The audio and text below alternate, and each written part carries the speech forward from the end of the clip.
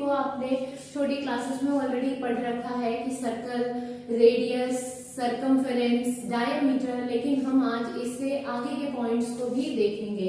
तो सबसे पहले देखते हैं कि ये देखो, ये एक सर्कल है और ये है सर्कल का सेंटर, जिसे कि हिंदी में क्या कहा जाता है, केंद्रक। अब जो जो पॉइंट्स मुझे हिंदी में पता है वो तो मैं राइट डाउन करूंगी हिंदी में भी, लेकिन इसके अलावा सच आप एक बार मतलब अगर आपको प्रॉब्लम आ रही है तो प्रॉपर्टीज में डिस्कस कर देती हूँ। प्रॉपर्टीज से आपको काफी हद तक समझ आ जाएगा, बाकी आप उन पॉइंट्स को देख लेना कि हिंदी में क्या कहा जाता है। नेक्स्ट वन इज कि सर्कल के सेंटर से लेकर उसके सर्कमफेरेंस तक जो लाइन सेगमेंट होती है, ठीक है, उस लाइन सेगमेंट को हम क्या कहते हैं, रेडियस ऑफ द सर्कल, जिसे हिंदी में क्या कहा जाता है, त्रिज्या। तो एक ऐसी रेखाखंड जो सर्कल के केंद्र से लेके कहां तक होती है, परिधि तक, उसे हम क्या कहते हैं, रेडियस यानी त्रिज्या, सर्कल की त्रिज्या। ये भी आपने ऑलरेडी पढ़ा होगा। इसके साथ ही जो रेडियस है, अगर इस रेडियस का हम डबल कर दे तो ये जो लाइन सेगमेंट बनती है ए बी, इस लाइन सेगमेंट को हम क्या कहते हैं, diameter of the circle, diameter of the circle, ठीक है। और आपने क्या देखा कि सर्कल के सेंटर को हम नॉर्मली ओ से रिप्रेजेंट करते हैं, ठीक उसी तरीके से रेडियस को हम आर से रिप्रेजेंट करते हैं और डायमीटर को हम डी से रिप्रेजेंट करते हैं। और आपका जो ये डी होता है वो 2r के इक्वल होता है, मतलब जो डायमीटर है वो 2 टाइम्स होता है रेडियस का। अब इसका मतलब क्या है कि अगर किसी सर्कल का रेडियस 4 सेंटीमीटर है तो उसका जो डायमीटर होगा ए बी वो कितने सेंटीमीटर का होगा, तो ये 2 टाइम्स ऑफ रेडियस, मतलब 2 into 4 इट मीन्स 8 सेंटीमीटर का हो जाएगा, ठीक है। यहां तक आपने ऑलरेडी पढ़ा होगा। इसके साथ ही एक और पॉइंट की जो सर्कल की बाउंड्री है, सपोज हमने ऐसा कुछ बना दिया, ये क्या है, सिर्फ बाउंड्री, तो इस बाउंड्री को हम क्या कहते हैं हिंदी में, परिधि, वृत्त की परिधि, और इसको हम इंग्लिश में कहते हैं circumference of the circle, circumference of the circle. और सर्कमफेरेंस ऑफ द सर्कल का फॉर्मूला जो होता है वो क्या होता है, 2 पाई r, ठीक है। पाई क्या है, एक इरेशनल नंबर, और इसकी वैल्यू क्या होती है, 22/7 और 3.14 है ना, क्लियर है। अब हम देखेंगे नेक्स्ट, अब आपको क्या देखना है कि ऐसी लाइन सेगमेंट जो सर्कल के सर्कमफेरेंस को 2 पॉइंट्स पे टच करती है। क्या, एक ऐसी लाइन सेगमेंट, एक ऐसी रेखाखंड जो वृत्त की परिधि को 2 बिंदुओं पर टच करती है, इसे हम बोलते हैं कॉर्ड। इसे क्या बोलते हैं, कॉर्ड ऑफ द सर्कल, और हिंदी में इसे कहा जाता है वृत्त की जिवा। अब अगर ध्यान से देखो तो ये जो, जैसे अभी आपको बताया कि एक ऐसी लाइन सेगमेंट जो सर्कल की बाउंड्री को 2 पॉइंट पे टच करती है उसे कॉर्ड कहते हैं। तो क्या अगर ध्यान से देखोगे तो ये ए और बी डायमीटर जो है, क्या ये सर्कल की बाउंड्री को 2 पॉइंट पे नहीं टच कर रही है, कर रही है ना, तो हम डायमीटर को भी कह सकते हैं कॉर्ड है। तो यस, डायमीटर भी कॉर्ड है। एंड डायमीटर और क्या है, तो diameter is the longest chord of the circle, diameter is the longest chord of the circle, longest chord of the circle। Diameter क्या होती है, एक सर्कल की सबसे लंबी जिवा होती है। इसके अलावा सर्कल में और क्या होता है उसे हम देखेंगे। तो ये एक सर्कल हमने बना दिया। अब सर्कल की दो त्रिज्या और इसका ये आर्क ये कुछ मिल जाए, है ना, तो ये वाला जो पोर्शन फॉर्म होता है इसे हम कहते हैं सेक्टर ऑफ द सर्कल। इसे हम क्या कहते हैं? Sector of the circle. और आप याद कैसे रखोगे? तो मान लो जैसे कि आपने पिज्जा देखा होगा, और पिज्जा में अगर पिज्जा का एक स्लाइस हम बाहर ले आए तो उसका भी शेप कुछ ऐसी बनेगा, और इसे सर्कल से रिलेट करें तो ये दोनों क्या है? रेडियस है सर्कल का, और ये क्या है? आर्क है सर्कल का। तो सेक्टर किस किस से मिलकर बनता है? रेडियस से, दो रेडियस से और एक आर्क मिलके सर्कल का क्या फॉर्म करता है? Sector of the circle. और एक सर्कल के अंदर दो सेक्टर बनते हैं, ऊपर भी कुछ ऐसे ही शेप बन रहा है, ये देखो यही रेडियस है, ये रेडियस और ये बड़ा वाला आर्क है, ठीक है। तो ये छोटे वाले सेक्टर को हम क्या कहते हैं? जो ये नीचे जो ये फॉर्म हो रहा है, इस वाले सेक्टर को हम बोलेंगे माइनर सेक्टर। इस सेक्टर को हम क्या कहेंगे? Minor sector. और जो ये आपका ऊपर फॉर्म हो रहा है, ये वाला जो पोर्शन फॉर्म हो रहा है, इसको हम कहते हैं मेजर सेक्टर। इसे हम क्या कहते हैं? मेजर सेक्टर, ठीक है। उसी तरीके से अब एक सर्कल हमने ले लिया और हम फिर से बना लेते हैं एक कॉर्ड यानी एक जिवा, और अब मान लो हमने इसको भी ले लिया, इसको भी साथ में इंक्लूड कर लिया। सपोज एक रोटी है आपके पास और आपने क्या किया, बहुत सारे लोग हैं जिनको आपको शेयर करना है रोटी को, आपने क्या किया कि एक रोटी का छोटा सा पार्ट बस साइड से किसी को, है ना, थोड़ा सा कट करके आपने किसी को दे दिया, कुछ इस तरीके से। तो ये जो स्मॉलेस्ट पोर्शन बन रहा है, ये किस किस से मिलकर बन रहा है? तो कॉर्ड से और किससे? आर्क से। कॉर्ड और आर्क से बने हुए इस पोर्शन को हम बोलते हैं सेगमेंट ऑफ द सर्कल। क्या बोलते हैं? Segment of the circle. तो ध्यान से देखोगे तो एक सर्कल के अंदर अगेन दो सेगमेंट बन रहे हैं। छोटे वाले सेगमेंट को, जैसे यहाँ हमने छोटे वाले सेक्टर को क्या कहा था? माइनर सेक्टर, वैसे हम इसको बोलेंगे माइनर सेगमेंट। और जो ये ऊपर वाला पोर्शन फॉर्म हो रहा है, इसको हम बोलेंगे major segment. Major segment of the circle. Clear है? तो यहां तक हमने जो देखा है, ये पूरा का पूरा हमें 9th क्लास में पढ़ना है। क्या क्या देखा हमने? रेडियस, डायमीटर, रेडियस और डायमीटर में रिलेशन, बाउंड्री को क्या बोलते हैं? तो सर्कमफेरेंस ऑफ द सर्कल। इसका फॉर्मूला क्या होता है? 2πr। अब एक ऐसी लाइन सेगमेंट जो सर्कल को दो पॉइंट पे टच करती है, उसे हम बोलते हैं क्या? Chord of the circle. और डायमीटर जो होता है वो longest chord of the circle होता है। इसके अलावा हमने देखा कि सर्कल में दो सेक्टर फॉर्म होते हैं, एक होता है माइनर सेक्टर और एक होता है मेजर सेक्टर। अब आपसे क्वेश्चन पूछा जा सकता है कि सेक्टर किस किस से मिलकर बनता है? तो सेक्टर दो रेडियस और एक आर्क से मिलकर बनता है, जबकि सेगमेंट जो है एक कॉर्ड और एक आर्क से मिलकर बनता है। और एक सर्कल के अंदर दो सेगमेंट भी होते हैं, एक माइनर सेगमेंट और एक मेजर सेगमेंट, ठीक है। अब हम इससे आगे देखेंगे कुछ और जो कि 10th का पोर्शन है, जिसमें कि एक सबसे पहले यहीं पे मैं क्लियर कर देती हूँ ताकि आप इजीली रिलेट कर पाओगे। अगेन हमने एक सर्कल ले लिया और अब हम देखेंगे, ये देखो यहां हमने क्या बनाया था। सपोज ये एक लाइन है L, यहां हमने क्या बनाया था कि ऐसी लाइन सेगमेंट जो सर्कल की बाउंड्री को, सर्कल के सर्कमफेरेंस को दो पॉइंट पे टच करती है, उसका नाम होता है कॉर्ड। लेकिन एक ऐसी लाइन, यहाँ क्या था? लाइन सेगमेंट, और यहाँ क्या है? एक लाइन। लाइन जो है वो सर्कल के सर्कमफेरेंस को अगर दो पॉइंट पे टच करती है तो उस लाइन का नाम होता है सीकेंट। अगर लाइन है तो उसका नाम है सीकेंट, और अगर वो लाइन सेगमेंट है तो वो है कॉर्ड। आई होप सभी को क्लियर होगा difference between line segment and line. Line segment क्या है? जिसके एंड पॉइंट्स जो होते हैं फिक्स होते हैं और लाइन के एंड पॉइंट्स फिक्स नहीं होते हैं, ठीक है।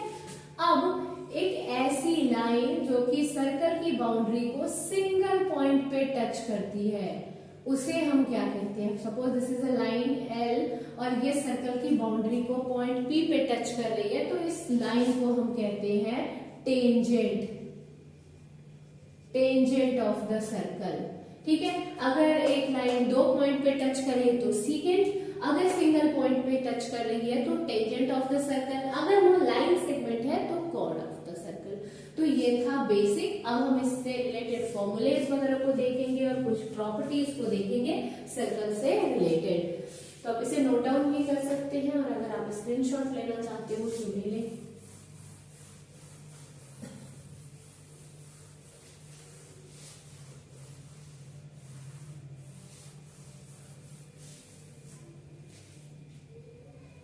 तो अब हम सबसे पहले देखेंगे, जैसे कि हमने देखा है यहाँ सेक्टर। अब क्वेश्चन जो है ना, अगर आप कॉम्पिटिटिव पेपर की प्रिपरेशन कर रहे हो तो वहां भी डायरेक्ट क्वेश्चन देखने को मिलेगा आपको, है ना। क्या है ये? Sector of the circle. ठीक है, अब यहां से क्वेश्चन कैसे पूछा जाएगा वो देखते हैं। अब आपको क्या दिया जाएगा क्वेश्चन में कि सपोज ये सब बना हुआ नहीं आएगा पेपर में, मे भी बना हुआ भी आए और मे भी नहीं बना हुआ भी आए, वो सिर्फ एक स्टेटमेंट होगी कि एक सर्कल है और उसका रेडियस की वैल्यू सपोज आपको 14 सेंटीमीटर दी गई है और एंगल थीटा जो आपको दिया गया होगा वो कुछ मान लो 60 डिग्री दिया गया है। You have to find the value of area of a sector of a circle, find the area of sector, ऐसे दे दिया जाए आपको, find the area of sector. ये जो एंगल थीटा आपको 60 डिग्री दिया जाता है, ये कौन सा एंगल है? ये सेंटर पे जो एंगल बन रहा है वो कितना दिया गया है आपको? 60 डिग्री। रेडियस की वैल्यू दी गई है, आपको सेक्टर ऑफ द सर्कल निकालना है। तो सेक्टर ऑफ द सर्कल का फॉर्मूला होता है theta by 360 degree into pi R square, इसे याद रखेंगे। ठीक है, अब थीटा क्या है? वो वाला एंगल जो आपको मेंशन किया गया है तो वो है 60 डिग्री अपॉन में 360। पाई की वैल्यू क्या लेते हैं जनरली? 22/7, जहां मेंशन होगा 3.14 लेना, वही लेना। और आर आपको दिया गया है क्या? 14, तो 14 इंटू 14 कर लेंगे। ठीक है, इसको कैंसल आउट करोगे क्या आ जाएगा? 6। 7 से इसको कैंसिल करोगे, ये 2 टाइम्स में जाएगा। अब ये क्या आ गया?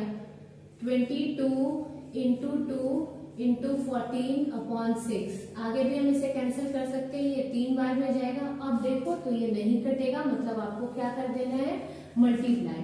22 से 14 को मल्टीप्लाई करोगे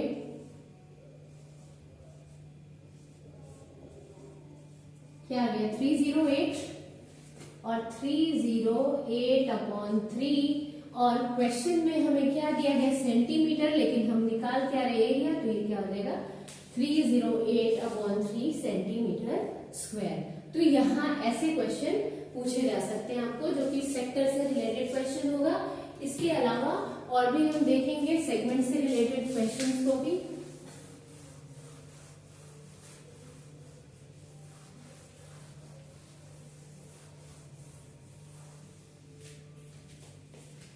अब मैं साथ साथ एनसीईआरटी टेक्स्ट बुक के कुछ क्वेश्चंस भी पिक कर लेती हूँ, क्योंकि पूरा आपका सिलेबस जो दिया गया है वो एनसीईआरटी टेक्स्ट बुक से ही है। तो क्लास 9 की एनसीईआरटी को भी हम ट्राई करते हैं कि कवर करें कुछ important properties as well as questions के साथ।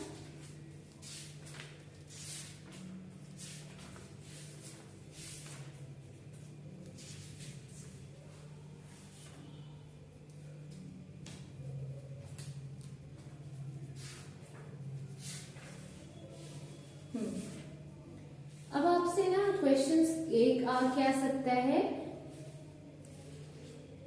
कि सपोज आपको एक सर्कल दिया गया हो, ये इसका सेंटर है और ये कॉर्ड है। ठीक है, तो सबसे पहले आपको एक ध्यान रखना है कि जो सेंटर से जो लाइन कॉर्ड पे फॉल करती है वो कॉर्ड इस कॉर्ड को 2 इक्वल पार्ट्स पे डिवाइड कर देती है। एक डायरेक्ट थ्योरम है एनसीईआरटी टेक्स्ट बुक में, जिस थ्योरम को भी आप एज इट इज लर्न कर सकते हो। The line drawn through the centre of a circle to bisect the chord is perpendicular to the chord. जो लाइन जो एक लाइन सेगमेंट कहाँ से आती है, सेंटर ऑफ द सर्कल से, वो क्या करती है, कॉर्ड को 2 इक्वल पार्ट्स में डिवाइड कर देती है। कब, जब वो लाइन सेगमेंट क्या हो, परपेंडिकुलर हो।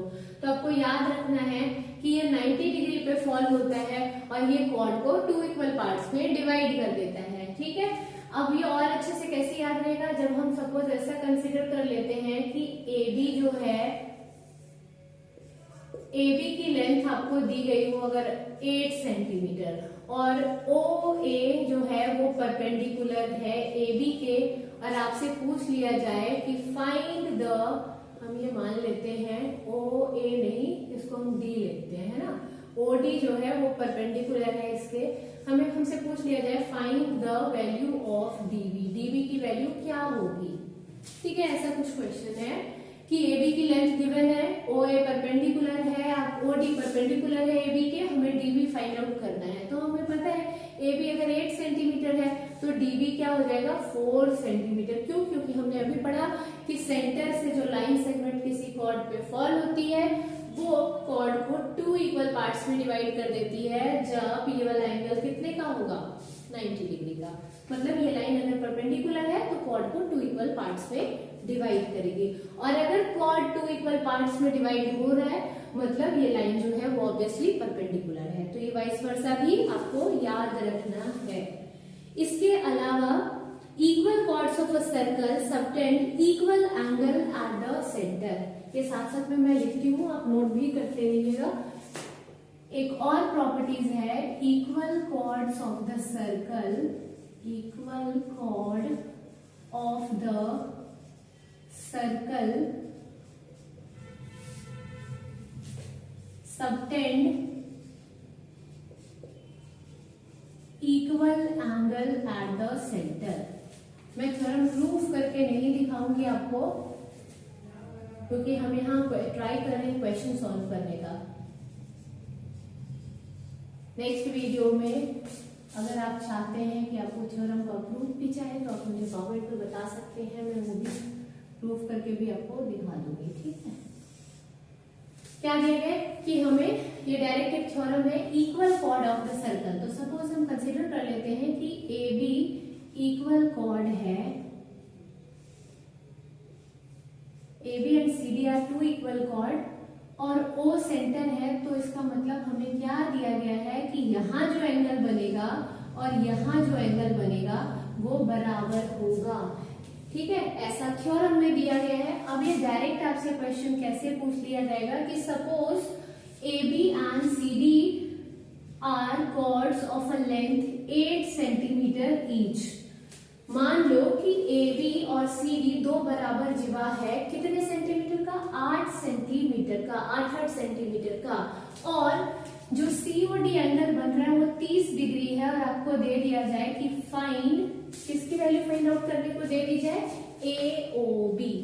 AOB क्या होगा, तो आपने पढ़ रखा है थ्योरम, अगर आपने थ्योरम पढ़ रखा है तो आपको पता होगा कि अगर ये दोनों कॉर्ड बराबर है तो यहाँ जो एंगल बनता है वो भी बराबर होगा। तो आप कह सकते हो कि एंगल AOB 30 डिग्री होगा। क्यों, रीजन में क्या दोगे, चूंकि एंगल COD जो है वो 30 डिग्री है, एंड और आप क्या कहेंगे AB एंड CD जो है वो क्या है, इक्वल कॉर्ड्स है। अब अगर ये है तो इसका वाइस वर्सा भी मतलब सही होगा, इसका सेम ऑपोजिट भी। कहने का क्या मतलब है कि अगर यहां जो एंगल फॉर्म हो रहा है AB CD, अब मान लो एक एंगल फॉर्म हो रहा है यहाँ पे 90 डिग्री का, वैसे एंगल 90 नहीं हो सकता तो मैं कुछ और ही ले लेती हूँ 70 डिग्री का, और आपसे यहाँ दोनों ही एंगल 70 के हैं, और इस कॉर्ड की लेंथ अगर 4 सेंटीमीटर दी गई है और आपसे पूछ लिया गया AB इक्वल्स टू व्हाट। अब ठीक है, अगर आपने थ्योरम पढ़ रखा है तो अगर आपको पता होगा कि यहाँ भी 70 का एंगल फॉर्म हो रहा है, यहाँ भी 70 का, मतलब सेंटर पे जो दोनों कॉर्ड से एंगल फॉर्म हो रहा है वो अगर बराबर है तो इसका मतलब है कि दोनों कॉर्ड भी आपस में बराबर होंगे। तो अगर ये 4 सेंटीमीटर है तो इसका मतलब क्या है, AB भी 4 सेंटीमीटर के बराबर होगा। और रीजन में हम क्या लिखेंगे कि if the angle at the center are equal, then the chords of the circle will be also equal. या फिर the angle subtended at the center of the circle subtend equal chords. Clear है? तो ये थे. अब जो सबसे ज्यादा इंपॉर्टेंट है उन पॉइंट्स को हम डिस्कस करेंगे, क्योंकि इससे डायरेक्टली क्वेश्चन आपके पेपर में पूछा गया है और ये कॉम्पिटिटिव पेपर में तो जरूर ही पूछा जाता है. ऐसे क्वेश्चन आपको काफी सारे पेपर में देखने को मिल जाएंगे, स्पेशली जो भी मैं डिस्कस करने वाली हूँ. चाहे आप किसी भी कॉम्पिटिटिव पेपर की प्रिपरेशन कर रहे हो जहां आपसे सर्कल चैप्टर पूछा जाता है. ठीक है.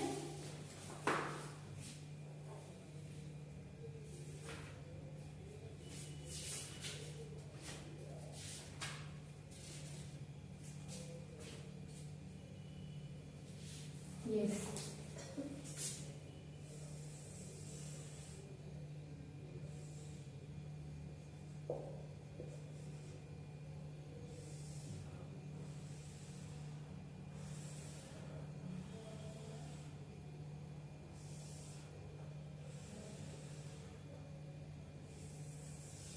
ध्यान से इसे देखना है. पहले फिगर को मैं इजी से टफ की तरफ जाऊंगी.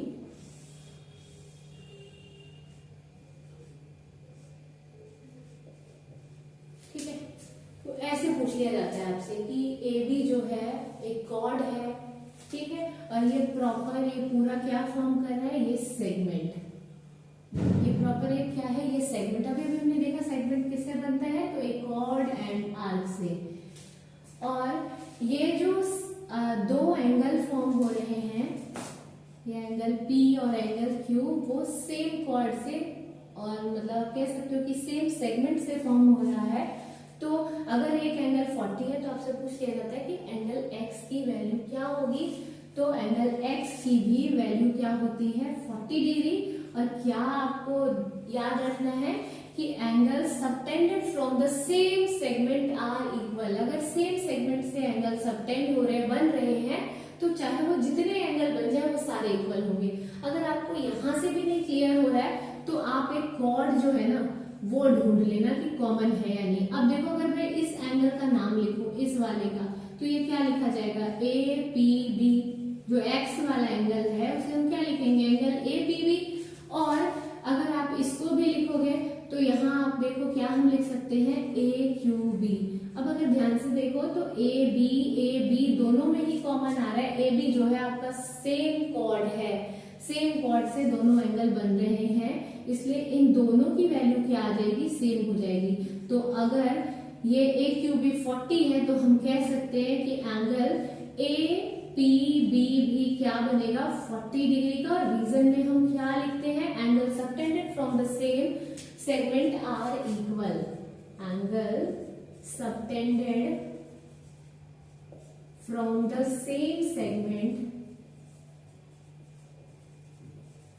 Same segment are equal. अब एक बार जब आप डिटेल में इस वीडियो को देख लोगे तो आपको मतलब आप इजीली क्वेश्चंस को कर पाओगे. ऐसा नहीं है कि आपको भी पता है कि कॉम्पिटिटिव पेपर में इसे लिखने की जरूरत हमें नहीं होती है. आपको बस ये पता होना चाहिए कॉन्सेप्ट कि अगर सेम सेगमेंट से बन रहा है तो चाहे जितने भी एंगल फॉर्म कर दिए जाए उन सब की वैल्यू क्या होगी? सेम होगी. हिंदी मीडियम वाले भी याद रखेंगे अगर सेम जगह से बन रहा है तो जितने एंगल बन जाए वो सारे इक्वल होंगे. अब यहाँ देख लो, यहाँ हमने इसको P मान लिया, इसको Q मान लिया, इसको R मान लिया. सारे के सारे सेम से बन रहे हैं. अब अगर मैंने इसको 30 डिग्री बता दिया और इसके यहाँ पे लिख दिया जाए X, यहाँ लिख दिया जाए Y. अब आपको सोचने की जरूरत नहीं है. एंगल X की भी वैल्यू क्या आएगी? 30 डिग्री. और एंगल Y भी आपका क्या फॉर्म होने वाला है? 30 डिग्री. कॉम्पिटिटिव पेपर है तो लिखने की जरूरत नहीं है, सीधा ऑप्शंस के साथ जाओगे और टिक करोगे. और अगर आपका प्रॉपर थ्योरी पेपर है तो आपको क्या रीजन में लिखना होगा? Angle subtended from the same segment are equal, therefore angle X and angle Y will be of 30 degree each. Clear है? अब हम देखते हैं इसके नेक्स्ट थ्योरम को.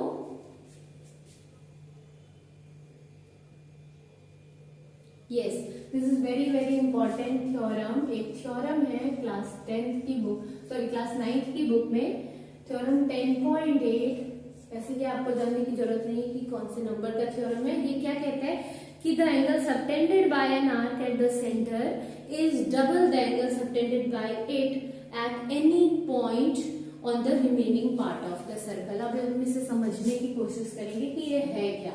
थ्योरम तो सभी देख सकते हैं। अब हमें क्वेश्चन में दिया गया है कि किसी आर्क से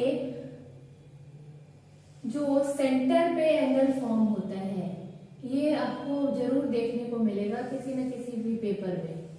आप देख लेना, कहीं भी कोई भी पेपर उठा के देख लेना जिसमें सर्कल का पोर्शन पूछा गया। अगर सर्कल पार्ट ही नहीं हो उस एग्जामिनेशन का तो फिर एक अलग बात है, नहीं तो आपको ज्योमेट्री के पोर्शन में क्वेश्चन देखने को मिल जाएगा। तो यहाँ आप देख सकते हैं कि ये सेम आर्क हमने लिया। हमने क्या लिया? Arc A B. इससे हमने एक एंगल बनाया है, इसका नाम हम ओ सेम सेंटर को दिखाते हैं ना, तो हम इसका नाम रख लेते हैं ए ओ बी, और एक एंगल हमने फॉर्म किया है ए सी बी। अब ये थ्योरम क्या कहता है कि जो एंगल सेंटर पे फॉर्म होता है वो एंगल क्या होता है? डबल होता है, चाहे हम किसी भी रिमेनिंग पार्ट में एंगल बना ले। ठीक है। अब क्या मतलब है कि ये जो एंगल होगा वो 2 थीटा होगा अगर ये थीटा है तो। ठीक है। अब हम इसको प्रैक्टिकली एक एग्जांपल के साथ देखते हैं। यहां हमने ले लिया पी ओ आर, और यहां अब हम ले लेते हैं किसी भी, कहीं भी आपकी मर्जी हो वहां बना सकते हो। नहीं ले लेती हूँ मैं। ठीक है, बनाने में इजी पड़ रहा है। यहाँ से यहाँ हमने इसका नाम इस बार एम रख लिया। ठीक है। और हमें अगर ये दिया गया है कि ये वाला एंगल जो है, ये एंगल एम जो है ये आपका 60 डिग्री है। क्या है ये एंगल? 60 डिग्री है। और आपसे क्वेश्चन में पूछ लिया जाए कि find the value of P O R, angle P O R की वैल्यू क्या होगी। तो अभी आपने देखा कि अगर ये थीटा है तो ये 2 थीटा है, मतलब अगर ये 60 है तो ये कितना हो जाएगा? 120, उसका डबल। ठीक। अब उसी तरीके से अगर हमें क्वेश्चन में ऐसा दिया गया हो कि ये वाला जो एंगल है ये आपका है 50 डिग्री, क्या है? ए बी ओ, और यहां एक एंगल बन रहा है एन। ठीक है। और आपसे पूछ लिया जाए कि इसकी वैल्यू क्या होगी, तो आपने अभी क्या देखा कि ये डबल होता है। किसका? इसका डबल। इट मीन्स ये क्या होगा? आधा। इस चीज में कंफ्यूज मत हो जाना। तो ए एन बी किसके बराबर हो जाएगा? ये 25 डिग्री के बराबर हो जाएगा। ये याद रखना बहुत ही ज्यादा इंपॉर्टेंट है कि सेंटर पे जो एंगल बनता है, लेकिन कब? जब आर्क सेम हो। आप देख रहे हो कि सेम आर्क से बन रहा है। अगर सेम आर्क से एंगल सेंटर पे बन रहा है और किसी और पार्ट पे बन रहा है सर्कल के, तो सेंटर वाला एंगल जो है वो डबल होगा। ठीक है। और ये जो एंगल फॉर्म होना चाहिए वो सर्कमफ्रेंस को टच करता होना चाहिए। इस चीज का भी ध्यान रखना है। ठीक है। ये काफी इंपॉर्टेंट था। यहाँ जो आपने देखा, ये आपने देखा। अब एक और क्वेश्चन जो बनता है वो डायमीटर से रिलेटेड है, उसे भी मैं डिस्कस कर देती हूँ। अभी आपने एक सेकंड वेट, वैसे रब कर दे रही हूँ, फिर हम देखते हैं नेक्स्ट क्वेश्चन को, फिर हम एंड के भी कुछ इंपॉर्टेंट पॉइंट्स को डिस्कस करेंगे और उसके साथ ही हम वीडियो को एंड करेंगे।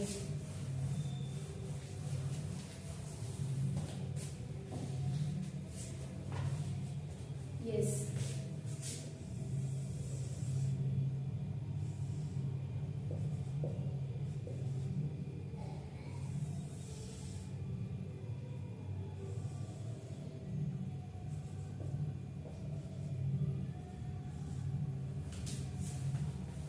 अब ये ए बी क्या है? डायमीटर है। डायमीटर को हमने अभी क्या पढ़ा है? Longest chord of the circle. ठीक है। एक ऐसी लाइन सेगमेंट जो कि सर्कल को 2 बराबर हिस्सों में डिवाइड करती है। इसी लाइन सेगमेंट को हम और क्या कहते हैं? कॉर्ड भी कहते हैं। और ये रेडियस का 2 टाइम्स होता है।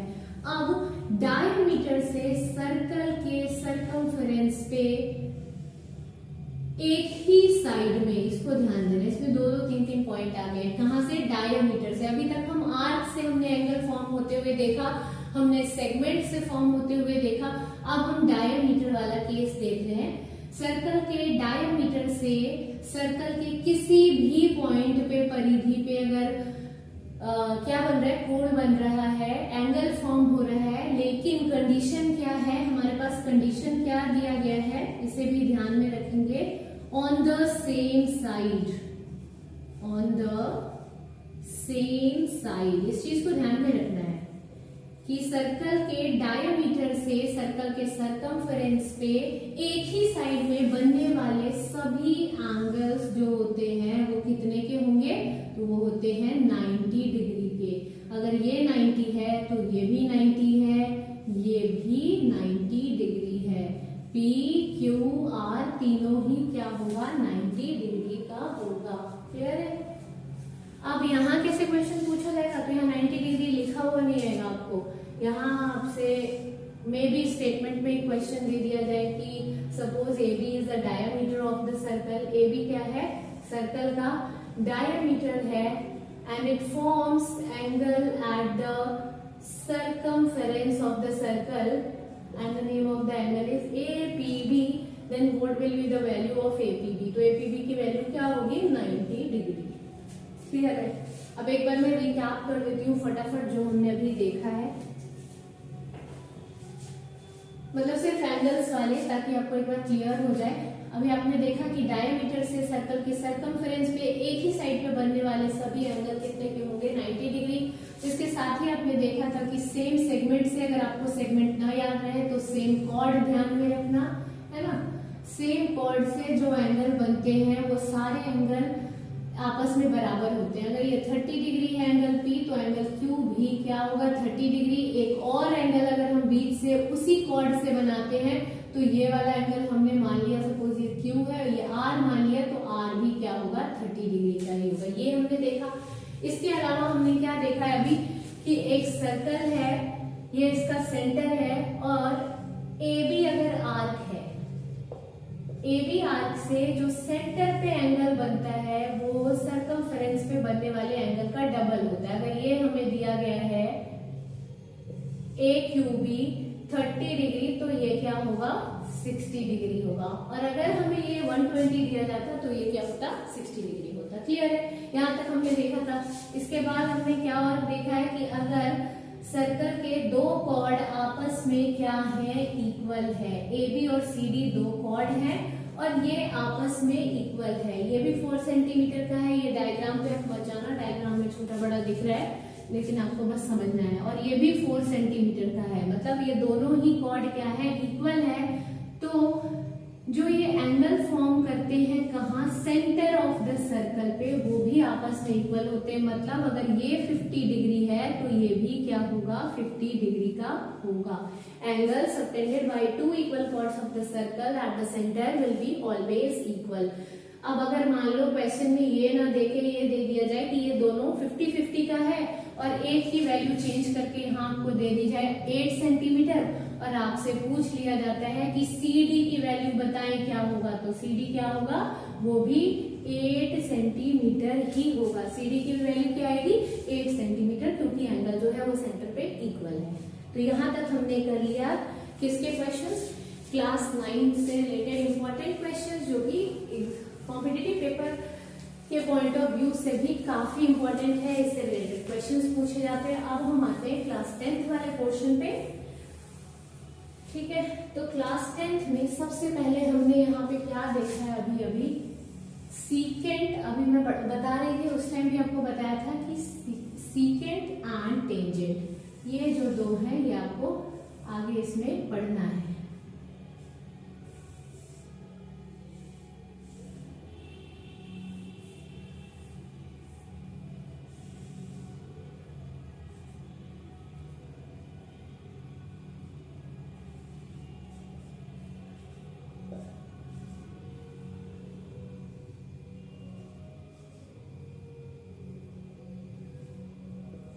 ठीक है, अब ये देखो, ये क्या है, सीकेंट है।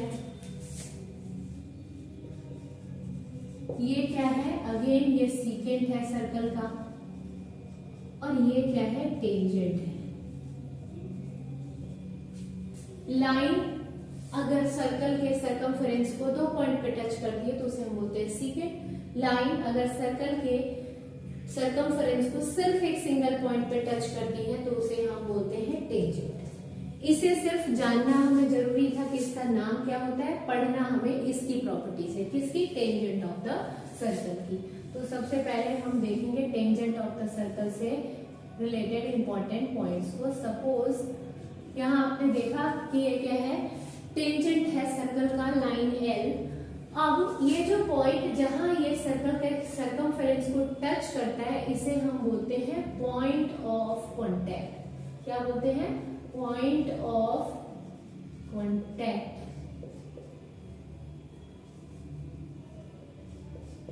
ठीक है, अब ये जो पॉइंट ऑफ कांटेक्ट है ये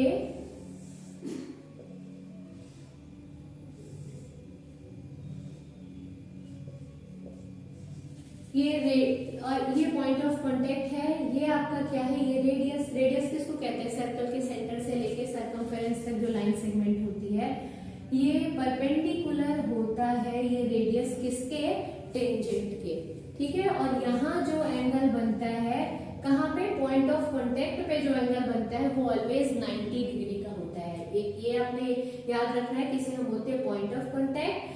और पॉइंट ऑफ कांटेक्ट पे रेडियस के साथ जो एंगल फॉर्म होता है वो कितने का फॉर्म होता है, 90 डिग्री का। इट मींस ये क्या होता है, परपेंडिकुलर। ठीक है, अब आपको देखना है कि हमने सपोज एक एक्सटर्नल पॉइंट ले लिया P। एक सर्कल है हमारे पास जिसका सेंटर है O और सर्कल के बाहर हमने एक पॉइंट ले ली P। अब हम इसे क्या कहेंगे, सर्कल का एक्सटर्नल पॉइंट। और सर्कल के एक्सटर्नल पॉइंट से अगर हमें बनाना हो टेंजेंट तो आप देखोगे कि हम 2 टेंजेंट ड्रॉ कर सकते हैं। हम कितने टेंजेंट ड्रॉ कर सकते हैं, 2। अब इसके पॉइंट ऑफ कांटेक्ट का नाम अगर हम रख देते हैं M और इसका हम रख देते हैं N। ठीक है, तो ये जो PM है और ये PN है ये आपस में बराबर होते हैं। ये PM और PN आपस में क्या होते हैं, बराबर होते हैं। अब मैं इसे प्रूफ करके नहीं बताऊंगी, आपसे एग्जाम में प्रूफ नहीं पूछा जाता है, आपसे डायरेक्ट प्रॉपर्टीज पूछी जाती है तो आप उस पर फोकस करो। अब अगर आपको इसकी लेंथ दे दी जाए 5 सेंटीमीटर, PM अगर आपको दे दिया जाए 5 सेंटीमीटर तो PN भी क्या होता है, वो भी आपका होगा 5 सेंटीमीटर। ठीक है, इतना बस आपको याद रखना है कि एक्सटर्नल पॉइंट से 2 टेंजेंट ड्रॉ होते हैं और दोनों ही आपस में, दोनों का जो लेंथ होता है वो क्या होता है, इक्वल होता है।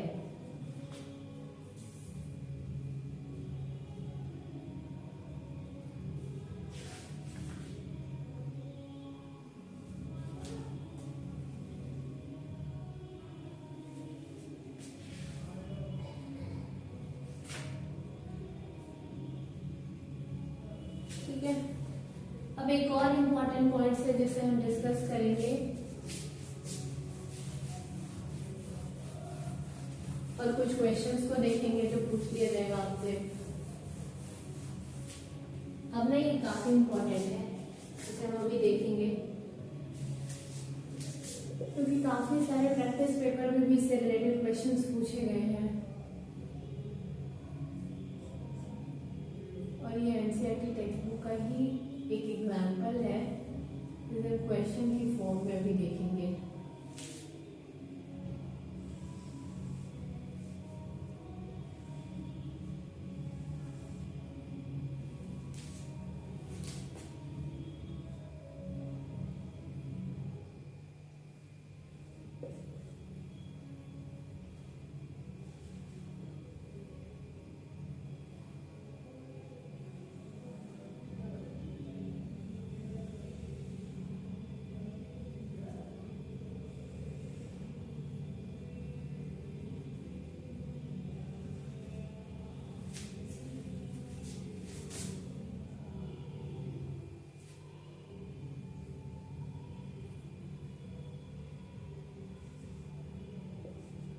ठीक है, ये एनसीईआरटी का एक एग्जाम्पल है।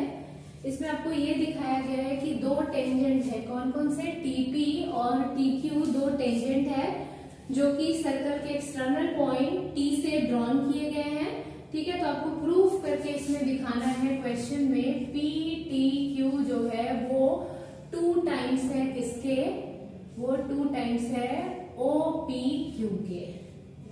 ठीक है, ये आपको थ्योरम में प्रूफ करके दिखाना है, लेकिन आपको यहाँ प्रूफ करने की जरूरत नहीं है।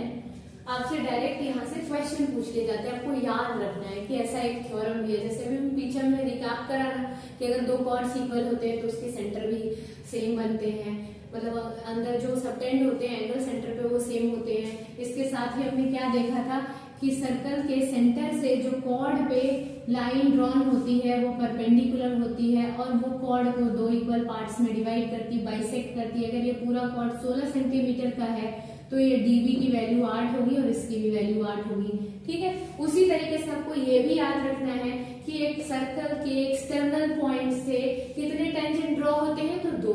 अभी आपने क्या देखा कि इन दोनों टेंजेंट की लेंथ क्या होती है, तो आपस में बराबर। अगर ये 15 है तो ये भी 15, ये 10 है तो ये भी 10। वैसे ही आपको याद रखना है कि यहाँ जो एंगल फॉर्म हो रहा है ना उसका डबल होता है ये वाला एंगल। अब क्वेश्चन कैसे पूछा जाएगा, आपको क्वेश्चन में ये दे दिया जाएगा, ऐसे फिगर बनाएगा प्रॉपर इसका, क्योंकि इसमें कोई वैसा है नहीं, थ्योरम नहीं है कि आपको ना मतलब दिया जाए कि इस तरीके से कि आप याद रखो। यहाँ आपको ये क्वेश्चन में थीटा की वैल्यू गिवन होगी। सपोज ये 35 गिवन होगा, आपसे पूछ लिया जाएगा कि what is the value of P T Q, P T Q की वैल्यू क्या होगी। तो अगर आपने एक बार इस एग्जाम्पल को देखा होगा तो आपको जरूर याद रहेगा कि ये जो एंगल है इसका डबल ये होता है। तो अगर हमारे पास पी ओ पी क्यू अगर दिया गया है क्या है 35 degree, it means P T Q क्या होगा 2 times of O P Q, मतलब 2 times of 35 degree which is 70 degree. अब यहां से ना ऐसे क्वेश्चंस बन सकते हैं। अब अगर मान लो यहां दे दिया जाए आपको 60 डिग्री और आपसे पूछ लिया जाए ये वाला एंगल क्या होगा, तो आपको पता है ये 2 टाइम्स होता है, ये इसका जो भी यहाँ एंगल आएगा उसका आधा यहाँ होगा तो ये 30 होगा। वैसे अगर यहाँ 40 दिया रहेगा तो ये 80 होगा, अगर ये 120 दिया रहेगा तो ये 60 होगा। इतना आपको याद रखना है। ठीक है, अब ना 1-2 एक्सरसाइज के क्वेश्चंस करते हैं।